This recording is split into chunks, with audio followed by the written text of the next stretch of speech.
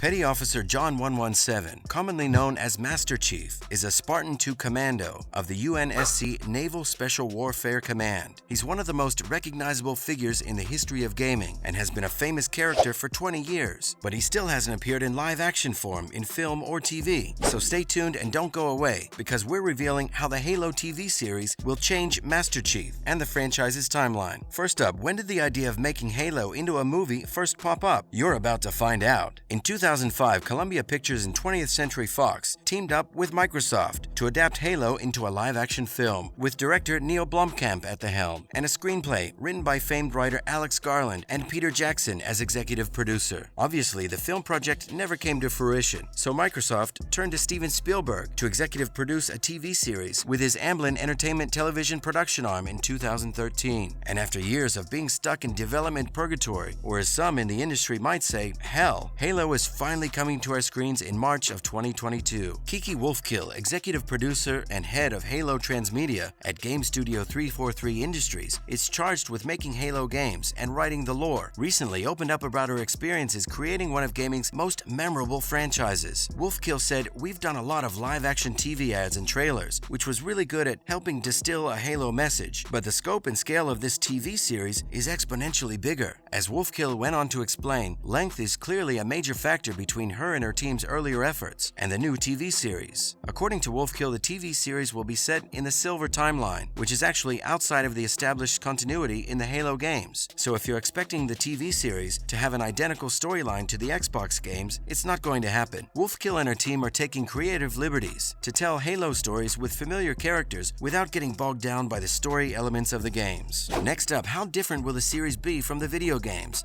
Let's take a look. From the very early development stages of the series, it was clear that in order to let the story evolve and grow the way it needed to, and dive deep into the characters' individual story arcs, writers would need to make some revisions. For the Halo TV series, writers wanted to elevate and evolve the story and take it to a higher level from the games or books. For the new series, this will mean being true to the core message of the characters, storylines, and world-building aspects of the games and books, but not necessarily in a linear or chronological way. For example, even before the original game was released 20 years ago, the Fall of Reach, which was a major battle that sets up how the heroes discover the Halo ring, actually takes place before the original game's timeline begins. But it hasn't yet happened on the show when we first meet Master Chief. Writers and producers working on the series have to make almost daily decisions, such as whether or not they should do something exactly as it was done in the game, or if there are really good reasons to do something different and to take the story in a new direction. Two of the main things that series developers are trying to do is stay true to the spirit of Halo while keeping the voices of all the incredible creators authentic. Up next, are there any risks associated with straying from the original game's timelines and storylines? You bet! Anytime TV series writers stray too far from the original source material, there's always a risk that they will alienate or annoy fans, or both. And alienating or annoying fans often leads to significant drops in ratings, which of course is the last thing producers and networks want. So while diverting from the established formula will please some fans, it could and likely will alienate others. When Halo 5 Guardians turned Cortana into a villain, or Halo 2 introduced a new main character, gamers and fans weren't happy. Fans in general tend to be averse to change. Halo showrunner Steven Kane thinks that the new medium will ultimately justify the changes that are coming. Kane argues that it's not a good idea to simply tell the game in television form, and says you want to have a conversation with the material. The game has been around for so long. The canon is not only deep but wide. There are opportunities to dig into the canon and find characters that were only hinted at and stories only half mentioned, and dig in and invent new stuff. Kane insists that the new series is a mix of old and new, and this is something fans can expect to see in the cast and setup of the story. Stay tuned and don't go away, because we're revealing the latest details on the upcoming Halo series. If you're a Halo fan, you do not want to miss this. Next up, what will the new series be about if it's not entirely based on the original game? You're about to find out. The new series will be set in a time when the 26th century is under threat from the Covenant, an alien empire ruled by religious figures. So, sort of like an alien theocracy. And there's trouble on the horizon at home between Earth's United Nations Space Command, the UNSC, and its outer colonies, with the looming and impending threat of war. Lead scientist Dr. Catherine Halsey, played by actor Natasha McKellen, is tasked with creating a top-secret Spartan program that makes enhanced super soldiers like Master Chief John 117. Like the games, Master Chief, played by actor Pablo Schreiber, and his AI partner Cortana, played by Jen Taylor, will be the leading characters in the series. Fans will also see the teenage colonist Quan Ah, Ha, a brand new character played by actor Yeren Ha. Fans will see Bokeem Woodbine's Soren 066, a Spartan who was only previously mentioned in a spin-off short story, and the character Maki, played by actor Charlie Murphy, is another new character that was created specifically for the show. Maki is a human orphan who was raised by the Covenant and hates humanity. Spartans were originally built to fight insurrectionists, which is something that most people in the games forget once the aliens arrive. Spartans are not a symbol of hope for Quan. On the contrary, they're the oppressors. Up next, who is Quan and what is her goal? Let's find out. Quan has an animosity against the Spartans, and as she learns more about them, her ideas will change. But she stands alone as a character on the outer planets who feels she's meant for something else, something greater, a higher purpose. Quan's struggle is trying to figure out what her true purpose in the galaxy is. Quan, along with Maki, was created mainly for the purpose of trying to reel in viewers who may be unfamiliar with the games. She's a character that everyday people can, in some way, identify with. It's also necessary for the TV series to explore Master Chief's past, so that fans can learn about the Spartan program itself. The show dives deep into Dr. Halsey's secret program, which stole children from their families to turn them into super soldiers, responsible for saving humanity. Those who know Halo's backstory know the history of how Master Chief became a Spartan, and it's a pretty brutal story. This is part of the reason why the game is so interesting. Master Chief is not your typical clean-cut superhero-type character. His past is dark, and he's both a hero and a victim all at the same time. The UNSC kidnapped and forced child soldiers to become modified super soldiers, ultimately ending up as Spartan 2s, which are the best weapon against the alien invasion. The show will also explore the morality of the Spartan program and Dr. Halsey's secret plans. The Spartans were forced to endure surgical modifications and wear the iconic Mjolnir armor. In the show, the actors wear almost 60 pounds of plastic. Finally, what's inside the mind of Cortana? Cortana is voiced by Jen Taylor, who's been the voice of Cortana since the beginning, so she knows better than any of the other cast members how the show took the Halo story in new directions. Taylor said, "I don't have a ton of experience on TV shows, honestly, but that felt really respectful to me.